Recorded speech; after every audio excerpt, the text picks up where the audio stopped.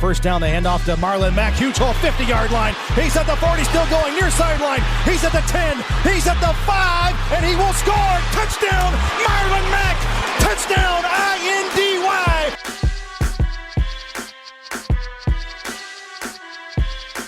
And again, it's picked up. It's Darius Leonard. Leonard with his second INT, and he's streaking down the near sideline. He's at the 40. He's at the 30. He's at the 20. He's going to go. A pick six for the Maniac. Horseshoe is back, baby.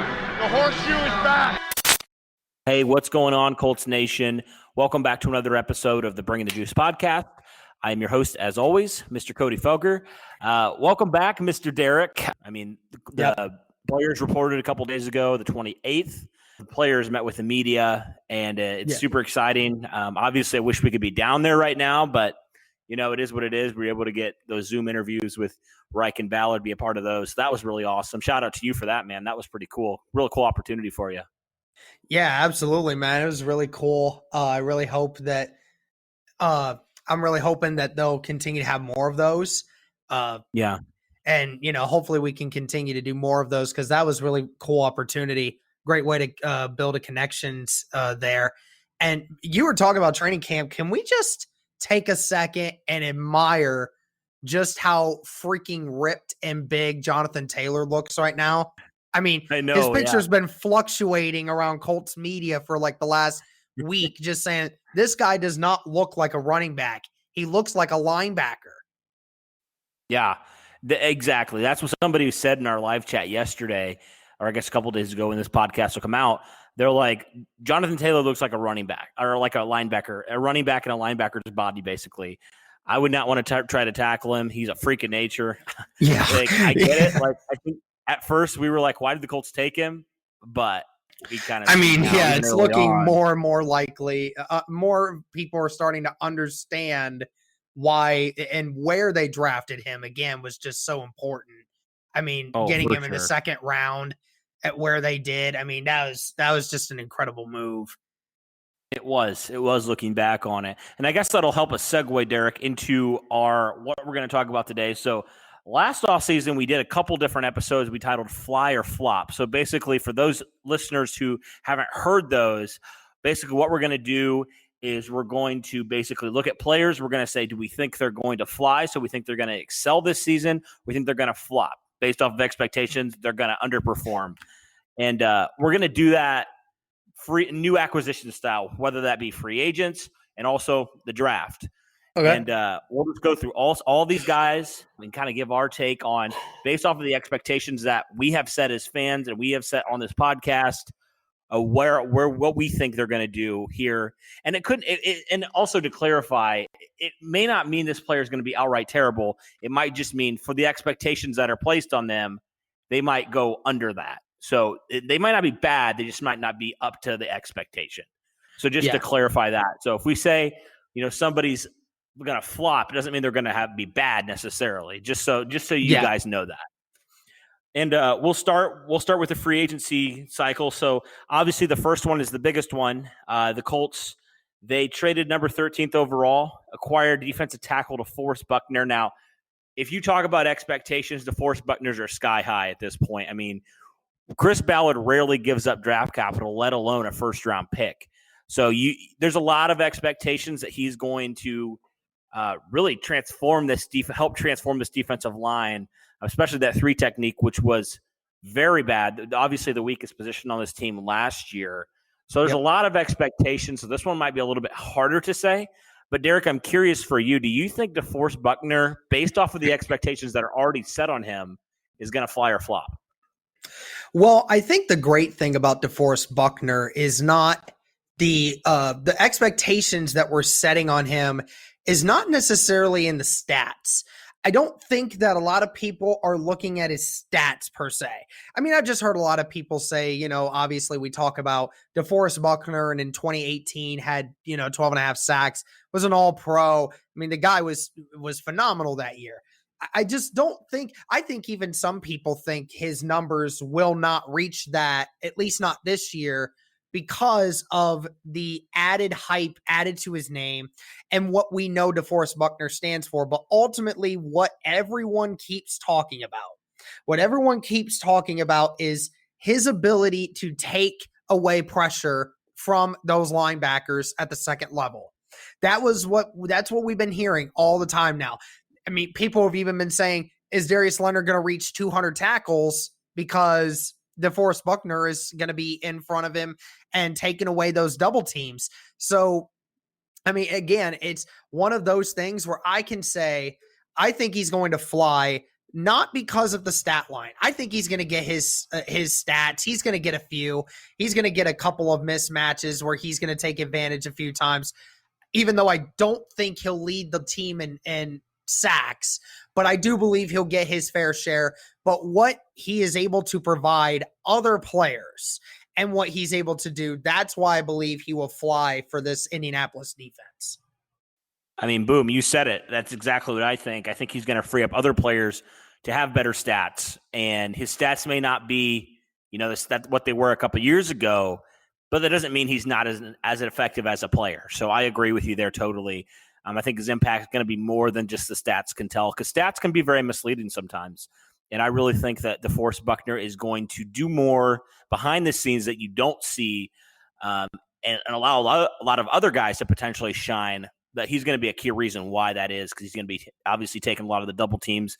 We've mentioned we think it'll free up guys like Denico Autry, Grover Stewart, Justin Houston, even Kamoko Ture. All those guys will get more one-on-one opportunities because DeForest Buckner's getting and commanding that attention. All right, we'll move on to the next guy, Phillip Rivers. So this is another one. This is the other big-name free agent signing this year for the Colts. Veteran in this league. Is with the Chargers. I think this is year 17 for him. Yeah, I think it's 17. Phillip Rivers, it's kind of funny. It's year 17 for him. He's on a different team. Came over from the Chargers to the Colts this year. Signed a big $25 million contract, only 1-year deal. So the Colts aren't tied to him long term, but they pay him a lot of money. People were pretty torn when this happened, Derek. I felt like Colts Twitter was like split right down the middle, and Colts social media in general was split right down the middle with this signing. Some people were saying, I love it. I think he's going to thrive. Some people were saying he's going to be absolutely terrible. Look at how he played last year. I think we, Derek, have always kind of been more, we haven't been, we think he's going to be a top 5 quarterback, but I feel like we've been like, he has a really good opportunity with a lot of good pieces around him to be successful. I think we pretty much stayed on that side of it, but we haven't, obviously gone to the extreme. So the expectations obviously are going to be high on him as a quarterback, but I feel like they're not as high as DeForest Buckner because of kind of the down year he had last year. Yeah, I'm curious, Derek, your thoughts on if you think Phillip Rivers is going to fly or flop this year based off the expectations or maybe lack of expectations for him. Yeah, it's kind of funny when you talk about year 17, right? I feel like one of these rookies, right? I don't remember which one it was, but one of the rookies said, I grew up watching Phillip Rivers in a San Diego jersey. In a Chargers jersey for all that time. And now all of a sudden, here I am playing in the same league and he's now my teammate. I feel the same way. It's like, it's really weird, but expectations I felt by the national media and by Colts media per se, I think the expectations have been set really low. I don't think a lot of people really expect Phillip Rivers to do virtually as well as what a lot of other people think. That's up for interpretation. It's a very opinionated piece on on what kind of stats you truly think he'll have. But versus what he did last year, let's just cap it off what we say we saw from last year. 4,200 yards, 23 touchdowns, 20 interceptions, about a 64% completion percentage. Do we think he can exceed that? Do we think he can exceed it? Now, passing yards, I do not believe that Phillip Rivers will throw for 4,200 yards. I don't think he'll quite make that much. Not quite, because I know the emphasis that the Colts want to put on the run game. But I think that with that offensive line and the way that they're able to do it and a better offensive system now, it's going to be much better for him and be a much more efficient year. He may not have huge numbers, but I can definitely see him getting 30 to 35 touchdowns and keeping those interceptions down below 20 for this year. I think that Phillip Rivers is going to fly in this offense. I think that he is a much better option. He's in a better situation. He's with his old coach again. I think this is a good spot for him. I think he's going to fly. I think we're on the same page there. I mean, Phillip Rivers, the bar has not been set very high based off of his last year's season. And I think that's fair. I think it shouldn't be super, super high because, I mean, obviously last year was his worst year of his career. He's getting up there in age. He's getting closer to 40 with every year. He's closer to 40 than he is 30 now. So I totally get that. But I agree with you, Derek. I think his stats won't be as inflated as they were last year because they won't have to be, right? You mentioned the Colts really want to be one of the top units in terms of the running attack. And I think based off of that, Colts were 7th last year. They want to be top 5. I think it's going to even itself out where the Colts aren't going to have not necessarily a top 5 passing attack, but they're also not going to have a top 5 rushing attack because they're going to complement each other super well. And I think that's going to be – they're not going to have to, and I think it's going to play really well into that. But I think based off of the expectations that were set on him, he may not show up in terms of passing yards, but I think efficiency-wise, he's going to fly as well. So I agree with you there. All right, let's move on to the next guy the Colts signed a few days later. Another 49ers defensive lineman. He plays more of the one technique, whereas DeForest Buckner, obviously 3 technique. Sheldon Day, local product, grew up, went to Cathedral High School, played for Notre Dame. So he's basically played football similar to Danny Pinter. He's basically been an Indiana guy besides obviously was in with the 49ers out in San Francisco. Now he's back home with the Colts, grew up watching them, and now he's playing for the team. I mean, as a fan, man, that's like the dream, right? To watch your favorite team and then be able to play for them. It's just got to be a dream come true for Sheldon Day. I'd love to get him on the podcast to talk about that sometime. But anyway, Sheldon Day, he's probably not going to start if we're guessing right now. I mean, you got Grover Stewart in there, and Sheldon Day wasn't a starter in San Francisco until injuries happened last year, and he was a starter in that Super Bowl and in the playoff run the 49ers had. But he's a pretty solid backup rotational piece at that one technique position. Obviously, he's not physically as gifted as DeForest Buckner, but he's a very much an energy type of guy. He brings a lot of energy. He brings a lot of juice, honestly. Yep. And that's kind of his playing style. And I think that's going to rub off on a lot of guys. But I'm curious, Derek, your perspective on Sheldon Day.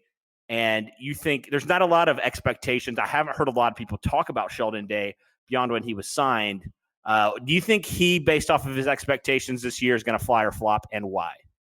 Like you said, there's not really a lot to go off of because not many people have really talked about him, right? I mean, he's he's basically a rotational piece, not necessarily the big headline guy, even though, he's from Indy. I mean, he's practically from this area most of his life. So, I mean, it makes sense to why they would bring him in, but I think he flies in this system for this reason and this reason only.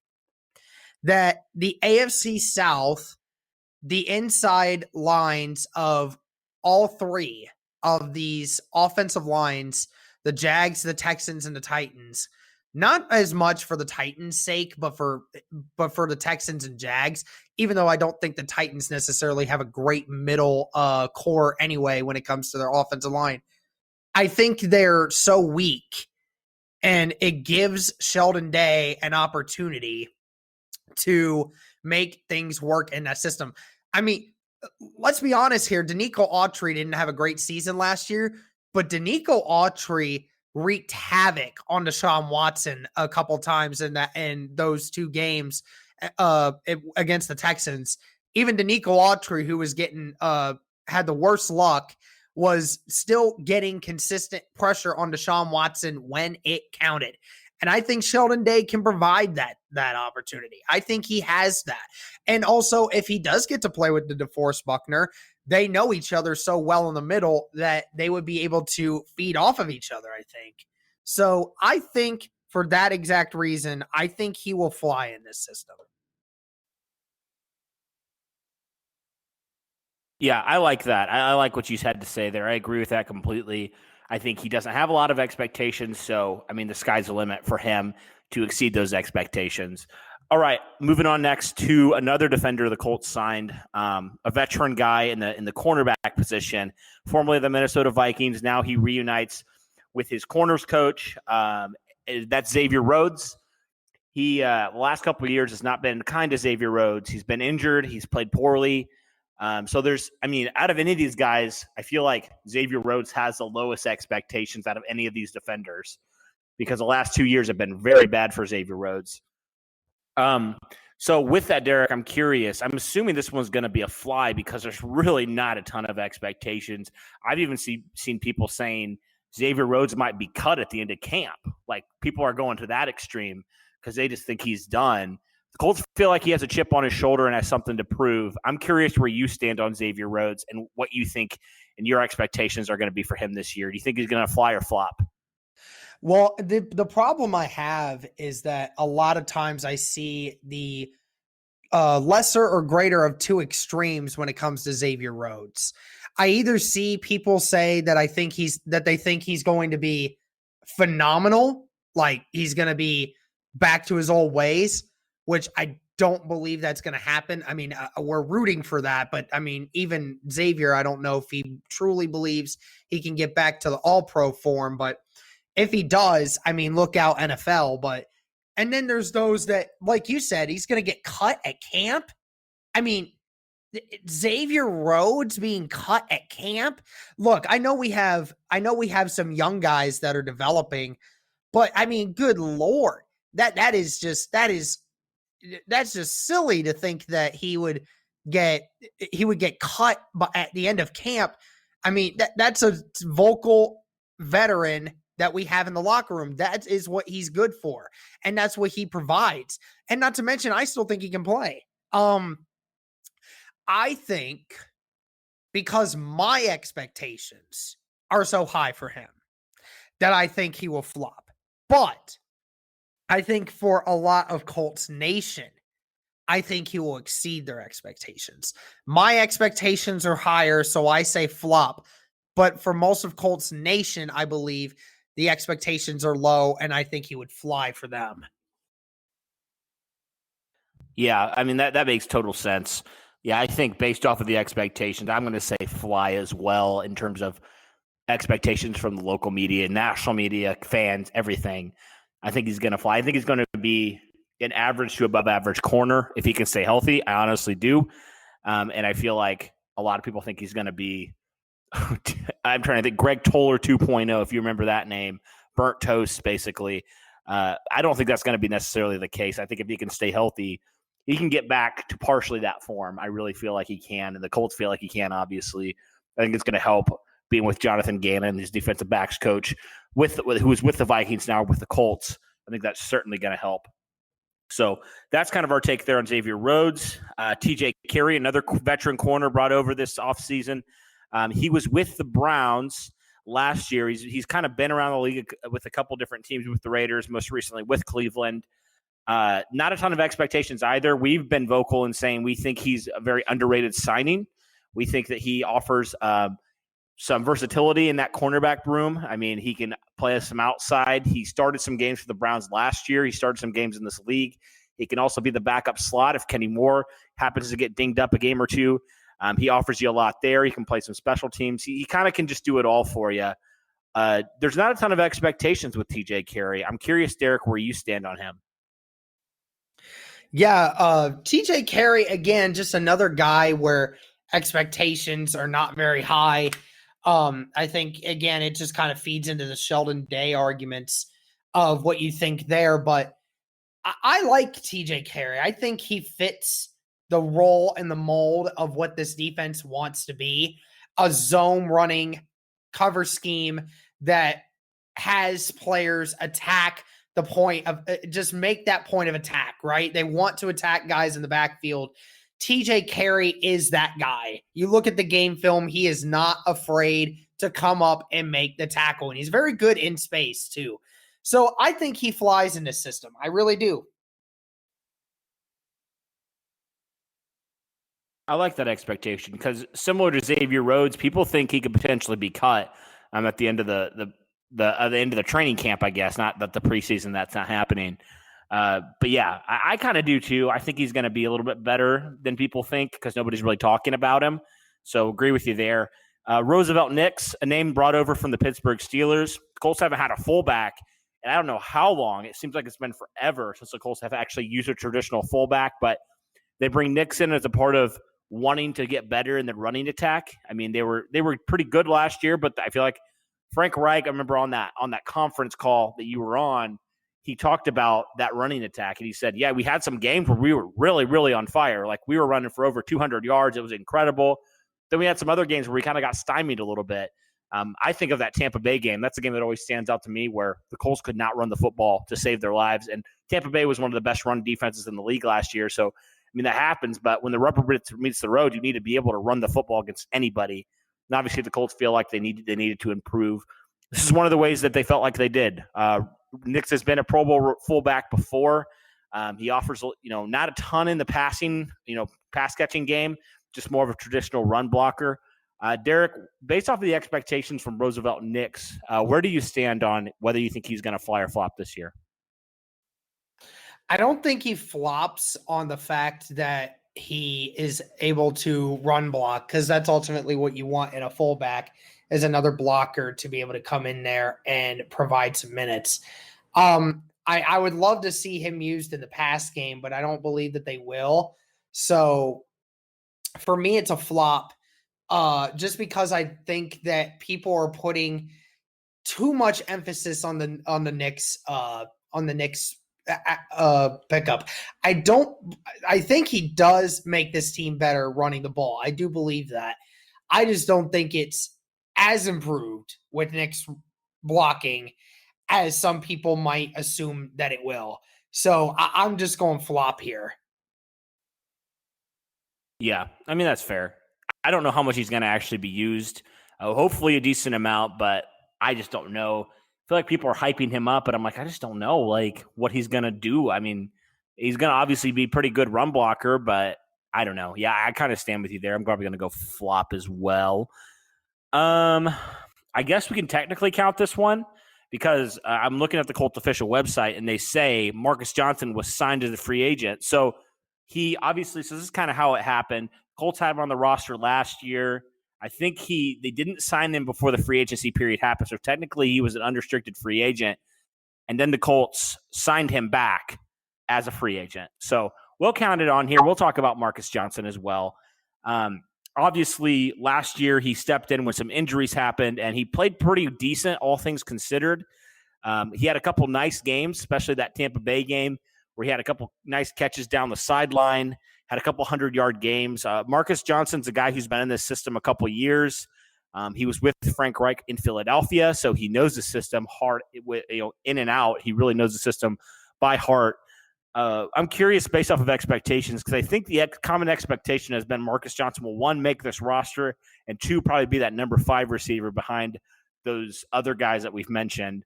Where do you stand, Derek, on Marcus Johnson? Do you think he's going to be a fly or flop this year?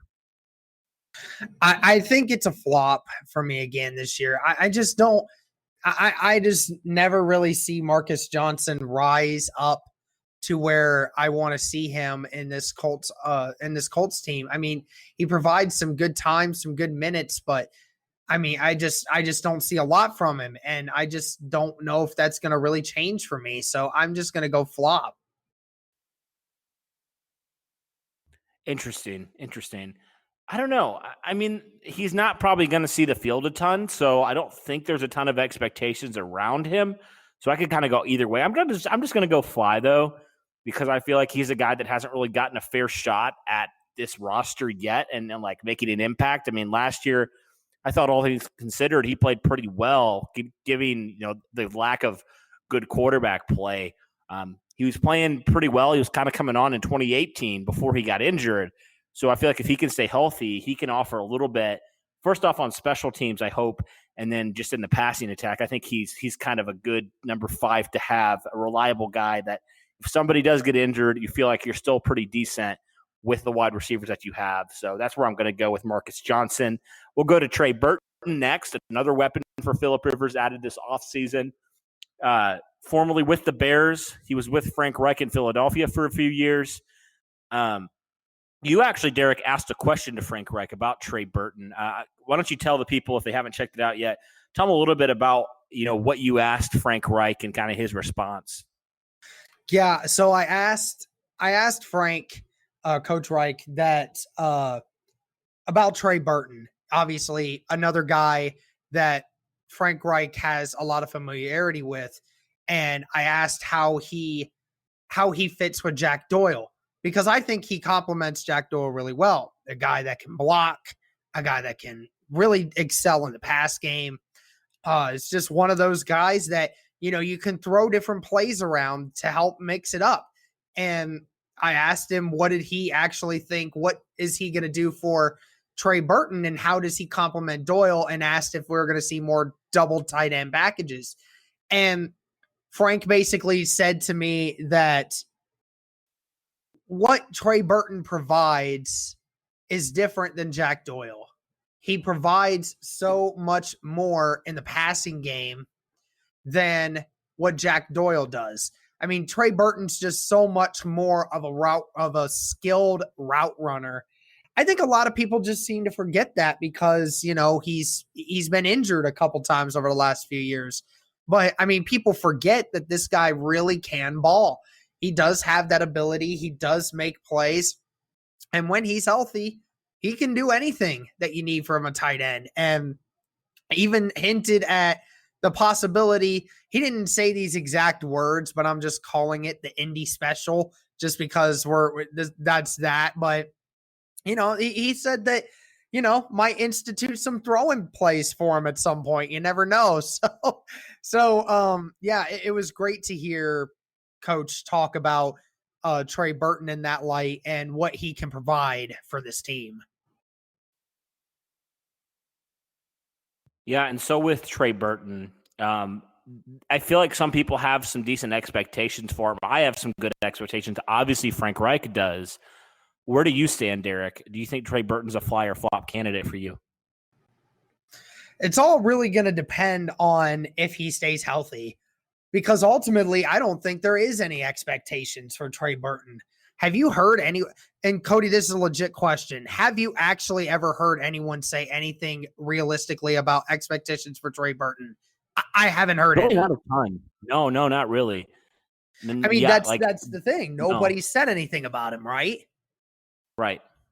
So, that's the point. Yeah. I'm thinking no expectations as long as he stays healthy. I think that's the expectation for everyone, is if he stays healthy. Right. Yeah. Totally get that. Totally get that. I think that he flies in this system. I really do. He just complements what this tight end group is all about. He really does. It's just whether he can stay healthy. That's totally fair. I get that. All right. So that's the last free agent signing that we're going to talk about that the Colts had this year. Now let's move to the draft picks. First off, Michael Pittman selected in the second round, the first pick of the Colts this year in the 2020 draft, 34th overall. I don't know where I stand in terms of like the expectations for Michael Pittman. I mean, I feel like they would have been higher if he had a chance more with the preseason, more chances to get acclimated. I feel like mine have kind of tapered off, at least early on, for Michael Pittman, just because he's still learning how to be a receiver in this league. He's still learning this offense, which is a very complex offense. But I'm curious, Derek, where you stand on Michael Pittman, expectations that have been set on him, and kind of what you think he's going to fly or flop here in year one. Well, I guess I can say this now. It was on Twitter because you posted it earlier today. Our buddy Andrew actually got the chance to meet Michael Pittman earlier this day. So that was really cool to see. I was really astounded by that. I mean, how ironic that Andrew just happens to run into Michael Pittman by accident, but that was really funny. Just something I wanted to say there. But, expectations for what a lot of people have said. Yeah. I mean, there's a lot of high expectations for this guy. There really is. There's a lot of them. I mean, he's been placed, amongst what Frank Reich has told he said, I'm quite convinced this guy's the most polished wide receiver from this last draft class. And that is saying a lot given what that wide receiver class was last year. I mean, it was a great pick, and I'm excited for him. I really am. And I think he's going to provide some really good time. I don't know what exactly I would be willing to give him. I think he does fly in this system for my expectations. I don't know about others, but I think Colts Nation has a relatively honest idea of what Michael Pittman's going to provide us this year. So I'll say fly. Yeah, Derek, I get where you're coming from with Michael Pittman. I just think based off of what you said and what Frank Reich has said about the expectations that have been set on him, for me, those expectations are so high at this point. You know, like you said, it's huge praise from Frank Reich to say he's the most polished receiver in the league. And you know, Chris Ballard has even admitted, and Frank Reich, they've admitted that it's hard for rookie receivers. They talked about Paris Campbell. It's hard for receivers to really make a huge impact in the rookie season because they're still getting used to the league, getting used to the speed, getting used to the offense, all of that stuff. It's hard for rookie receivers to make an impact. You know, there's a few that do, but normally it takes them a couple years to really make a big impact in this league. And it takes them time to develop in that way. So for me, I think a lot of people honestly think Michael Pittman's going to come in and he's going to just be, you know, a 1,000-yard receiver in year one. I'm not there yet. I think as good as Michael Pittman is and can be, he's still a rookie. The expectations are probably a little bit too high for me right now based off of him. So I'm going to go flop for that. And let me clarify, I'm not saying he's going to be bad. I just think based off of the expectations that were set on him, he's not going to have those type of numbers. I think he's going to still make an impact, but maybe not an 1,000-yard receiver impact here in year one. That's kind of my take on Michael Pittman. And then we will move on to the next pick in the second round, Jonathan Taylor. He was actually taken a few picks later than Michael Pittman, 41st overall, running back out of Wisconsin. We already mentioned, we've mentioned the impact that he's had, that he will have, I guess, on Marlon Mack and his playing time, and just how ginormous of a player he is. Like, he's just like tackling a truck almost. He had over 2,000 yards at Wisconsin in back-to-back seasons. Last year, had over 20 touchdowns on the ground. He's an absolute beast when it comes to running the football. There's a lot of expectations, needless to say, on Jonathan Taylor in year one. Derek, where do you stand based off of those expectations on Jonathan Taylor, fly or flop here in year one? I think he's going to fly in this system. I really do. I think that Jonathan Taylor is a different animal. I think he's just different from a lot of young rookie running backs that come into this league with higher expectations, but just aren't able to do it. Jonathan Taylor's yards in college show you what he's able to do and what he's able to produce in terms of NFL production. He's big. He's just as big as anyone out there in that secondary. He's just as big as a lot of linebackers in this league. Okay. And just running at that speed, at that power, with that kind of agility and that understanding of how to run the football, it just can't seem to get out of my head that I can't imagine Jonathan Taylor not having a great season. So I think he's going to fly. Next pick the Colts had was 33rd round, 85th overall, safety Julian Blackman out of Utah. Now, Blackman was projected as many to be maybe a late round, early second round pick, you know, before that injury happened towards ACL, the last game of the season. And, you know, he's obviously, the Colts have said he's going to take some time, going to need some time to heal from this injury. Probably don't anticipate him back till late October, maybe early November. So with that, there's not a ton of expectations, I feel like, for Julian Blackman in year one. So it's kind of hard to say, I think, for this one, whether we think he's going to be a fly or flop. I just think people are comparing him to Bob Sanders, and for that reason, I'm going to say flop right now. What do you think, Derek, about Julian Blackman? I mean, I think he could be a really good player. I think year one, I'm going to go flop for now. Yeah, I actually did get to ask Coach Reich about Julian Blackman as well. Another player that I'm so high on, just the way he plays, and the rest of the team is really high on this guy. I mean, it's remarkable what he's able to do. Injuries will tell a lot, but I think he flies in this system, even year one. I think that he has what everyone wants him to be, which is that aggressive zone covering safety that can be a ball hawk at times. I just think with his talent and the way he plays the game, it's just something that I think he's going to fly on. I see it. I just see it happening. Fair enough. Fair enough. And we can agree to disagree on that one. I just think it's a combination of coming in late to the season, coming off an injury. That's just for me, year one. It's going to be hard for me to say that. Okay, so there's a lot of draft picks the Colts had this year. So we're just kind of highlight, I think, a few of the guys that we think will have a direct impact that there's actually been more of expectations on. We're not going to get to all these draft picks. We'll be going for another 30, 40 minutes, probably, honestly, talking about all these guys. So we'll go to the next guy here that we think is going to have a potential impact. So the Colts made a lot of trades, obviously, here. And in the fourth round, they selected Jacob Eason, 122nd overall, potentially a future quarterback. I know a lot of people have said that, but not a ton of expectations. There shouldn't be a ton of expectations based off of what Frank Reich and Nick Sirianni, Chris Ballard, everybody has said about Jacob Eason here in year one. He's most likely going to be the number 3 quarterback behind Phillip Rivers and Jacoby Brissett. But based off of that, this one's going to be a little bit different because he's not probably ideally in a perfect world to see the field at all here in year one. But based off of expectations, Derek, what are you thinking for Jacob Eason? Long-term projecting, do you think he's going to fly or flop? It's a little bit different, but I'm curious on your take. Yeah, it's really difficult to say what we want about Jacob Eason right now. Because like you said, majority of people seem to think he's not going to really play at all for the next year, maybe 2. Just depends on the situation at hand. I can sit here and say that I think he'll flop at the beginning.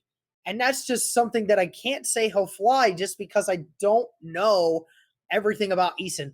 And the only way Eason is going to get better is if Eason gets playing time. It's the only way he's going to get better. And it's the only way he's going to fly is if he learns from his mistakes, learns how to be a professional football player. And when he learns those, he'll go on to have a good career. But just right now, I just can't say fly. Yeah, that's a really hard one to project for him. Because obviously you just don't know with him. He doesn't have a preseason. We can't see him in that, and it's just going to be hard to kind of figure out what exactly is going to happen there. But with a lack of playing time, I certainly think it hurts his development amongst other young guys, young rookies. But I think Jacob Eason is one of the bigger guys that gets impacted here in year one because he's not going to get live game reps ideally. All right, we'll move on to Danny Pinter, taken in the fifth round, 149th overall out of Ball State. Similar to Sheldon Day, like I mentioned earlier, he's basically played football his entire life in Indiana. Started off at Ball State as a tight end. Then he got converted to an offensive tackle. Now the Colts are going to move him inside. They feel like that's going to serve him best to be an interior backup offensive lineman, probably here in year one. Danny Pinter, though, I feel like Chris Ballard has raved about Danny Pinter. He loves him some Danny Pinter. I'm curious on your take, Derek, on Danny Pinter, and if you think he's going to fly or flop based off of expectations this year. Well, yeah, Chris Ballard said it. I mean, he really likes Danny Pinter. We don't know exactly why just yet, but we know he really likes him. And that's a lot of expectations when your GM drafts you in the 5th round and he's being told, we wanted him all along. We're actually thinking about possibly trading back into the 4th round to go get him. I mean, that's a lot of expectations. It really is. But I'll say this, if he can become that kind of Joe Hague type player where he can play multiple positions or provide different kinds of blocking schemes and formations where he can come in and provide that, I think he will fly. Maybe not necessarily this season. Who knows? Pinter's still got some weight building he needs to get, but I think with the expectations, I don't think they're too high for him. I think he's played multiple positions. He understands how things works. We had the privilege of interviewing him before. The very smart guy. I think that Danny Pinter is going to be a fly for me going into the next few years.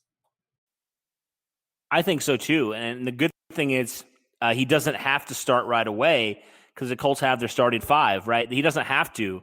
He can learn the position. He doesn't have to be thrown right into the position, right into offensive guard / center.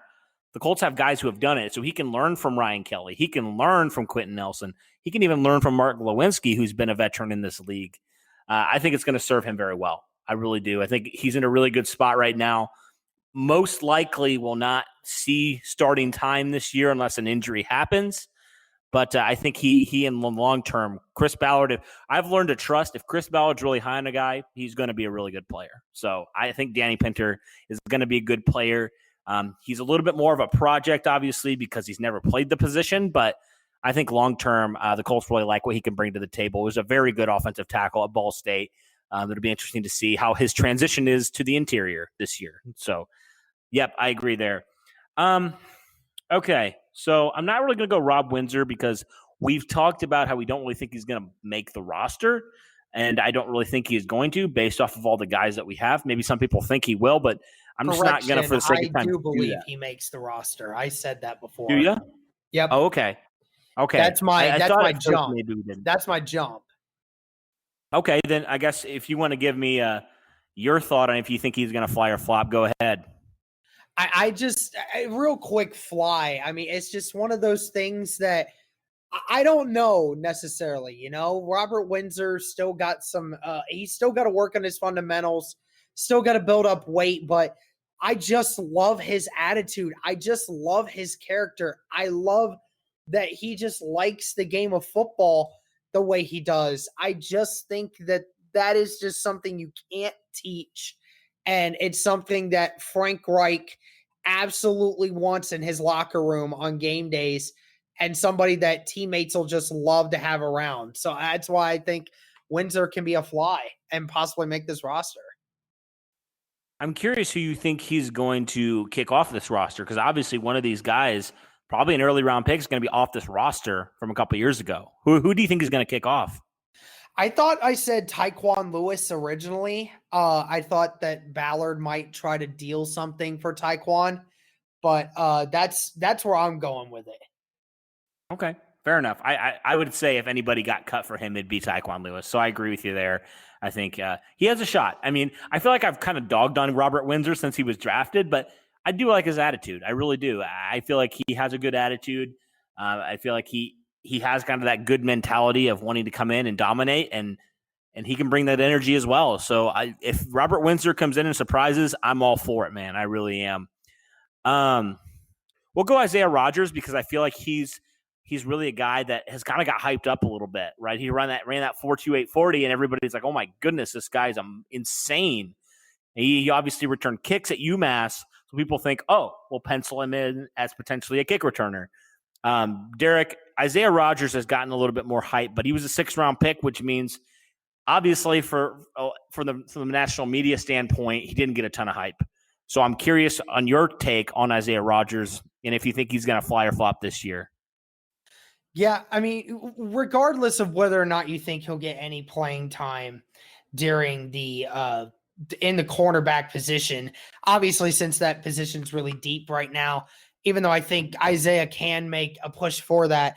But I think what he provides in the return game is ultimately another reason why I think he'll fly, because he just adds another dimension with that speed and the agility that he has to make plays both on defense and on special teams.